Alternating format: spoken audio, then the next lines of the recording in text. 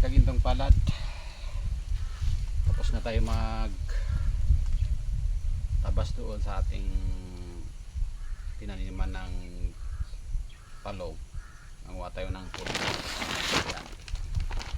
6 na puso kinuha natin sa sagingan natin at 2 bulig na saging doon.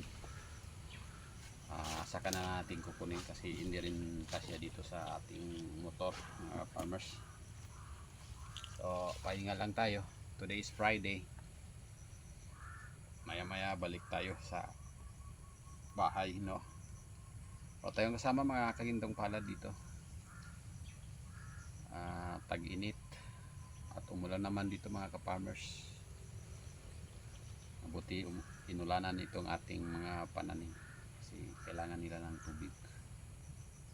Itong talong natin mga kagintong palad, andyan sa unahan, nakikita nyo dyan, yan talong yan. Yan yung sinasabi ko sa inyo na itinanim natin. Mag 1 month na yan mga kagintong palad. So pangkonsumo lang yan mga ka-farmers. Hindi tayo nag-decide na pang benta kasi hindi kaya nung oras natin na mag-stay tayo dito. May extra trabaho tayo kabila, no? So yan ay pang ulam-ulam lang na tayo makabili. So yan mga kagintong palad, maraming salamat sa patuloy na pagsubaybay sa ating Gintong Palad channel. Kahit ito ay mabagal ating munting channel, sana ay suportahan yung mga ka-farmers, kapwa nating ka-farmers dyan na katulad ko na rin nagbablog sa YouTube, sa Facebook. Meron tayong Facebook page, Tom Farmers, mga kagintong palad. Marami tayong upload doon.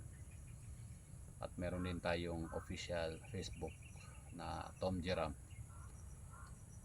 So mga kagintong palad, medyo matagal-tagal na yung ating channel na hindi pa nag-grow. Hindi pa umabot ng 1,000 subscriber. Nasa 912 subscriber pa yung ating channel. Pakitulungan lang po mga ka-farmers, kapwa natin farmers, na makaangat tayo sa ating channel, sa ating YouTube channel. Sino pang magtutulungan kundi tayo mga farmers, no? Meron tayong mga video doon sa mga trabaho natin sa bukid, sa bundok man, paano mang mga trabaho, mapa electronics man yan, mechanics, no? Pinapakita natin doon sa mga upload natin para ma-inspire natin yung mga kasamahan natin na farmers, na makita nila yung mga trabaho natin. Even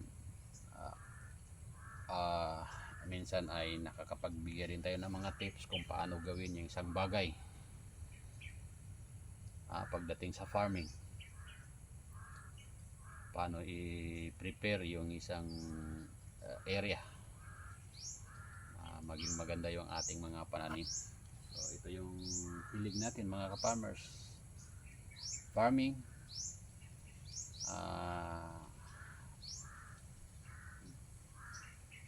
repairing, no? Mechanics, electronics, yan yung trabaho natin, mga gusto natin gawin. Yan, so yan mga ka-farmers, pagka wala tayong trabaho, dito tayo sa ating bundok, nagpapalipas ng oras dito tayo. Minsan din tayo natutulog dito. So last week 3 araw tayo dito nag-stay dahil tayo ay nagsungkit ng ating lubi doon. So nasa presyo na ngayon ng lubi, nasa 10 per kilo o 11 per kilo. So nakakuha tayo ng 600 plus ka buo yung niyog natin.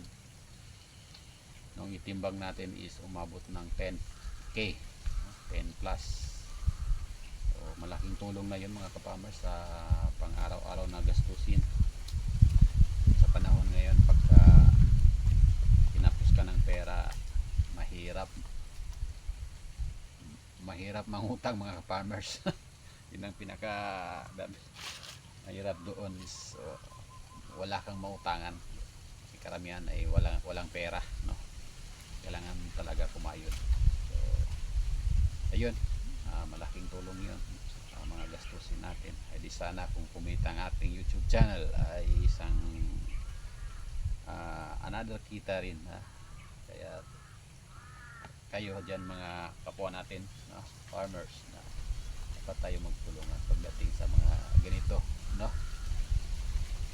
So dito napakasarap ng hangin dito. After tayo magtabas-tabas, dito tayo sa ating rest area. Ayan, napakasarap ng hangin mga kagintong palad. So yun lang po mga kagintong palad, maraming salamat sa inyong suporta.